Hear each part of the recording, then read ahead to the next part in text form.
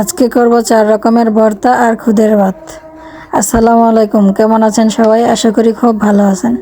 Samiha blog channel থেকে আরেকটি নতুন ব্লগে আপনাদের স্বাগত জানাই। আজ ভাবলাম সকালবেলা খুদের ভাত করি আর ভর্তা তৈরি করি। আজ আমাদের সকালের নাস্তা হবে খুদের ভাত আর ভর্তা। এই জন্য আমি খুদগুলো নিচ্ছি এখানে ধুয়ে।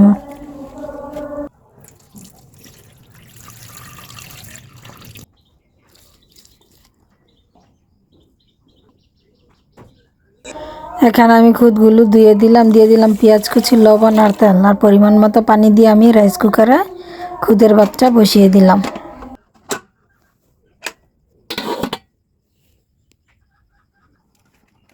তারপর এখানে আমি বেগুন, সিম, রসুন, শুটকি নিয়েছি ভর্তা করার জন্য। এখানে আমি বেগুনগুলো হলুদ দিয়ে তেল দিয়ে ভেজে নেব। বেগুন দিয়ে ভর্তা করব। সাইডে আমি রসুনগুলো দিয়ে দিলাম।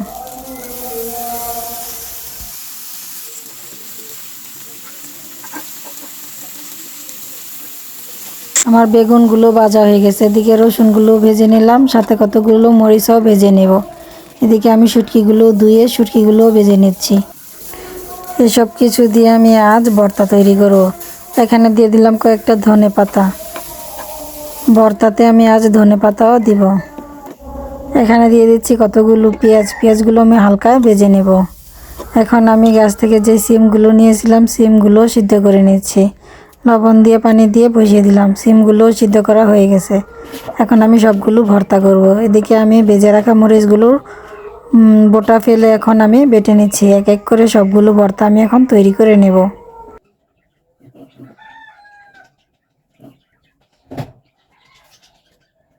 মরিচগুলো বেটে নিয়ে এখান থেকে আমি অন্য ভর্তা করার জন্য একটু মরিচ তুলে রেখেছি। এখন আমি রসুনগুলো বেটে নিব। প্রথমে করব আমি রসুনের ভর্তা। ভেজে রাখা রসুনগুলো আমি বেটে নিচ্ছি।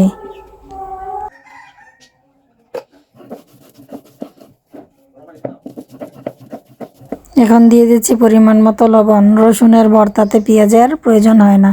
এখন আমি সবগুলো উপকরণ ভালো করে একসাথে মিশিয়ে নিয়েছি। আমার রসুনের ভর্তা করা হয়ে গেছে। আমি ভর্তাটা এখন প্লেটে উঠিয়ে নিলাম। আর এখানে আমার আগে থেকে মরিচ বাটা ছিল। এখন ভেজে রাখা বেগুন, পেঁয়াজ আর ধনেপাতা বেটে নিয়ে আমি বেগুনের ভর্তাটাও তৈরি করে নিচ্ছি।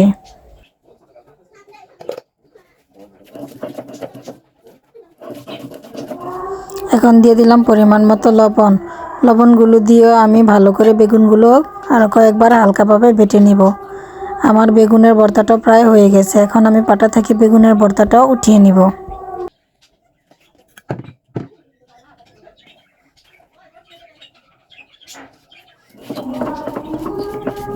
এখন আমি করে নিব শুটকির ভর্তা। এজন্য আগে আমি মরিচগুলো বেটে নিচ্ছি। মরিচগুলো বেটে এখন শুটকিগুলোও বেটে নিব।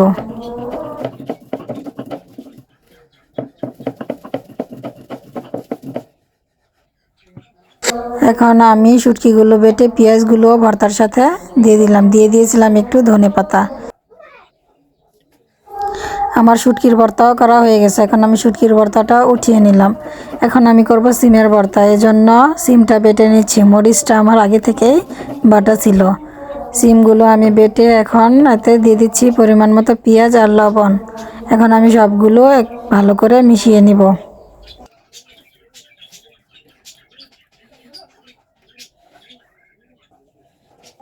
আমার সিমের ভর্তাও করা হয়ে গেছে। এখন আমি সিম ভর্তাটাও উঠিয়ে নিলাম। এখানে আমার 4 রকমের ভর্তা তৈরি হয়ে গেছে।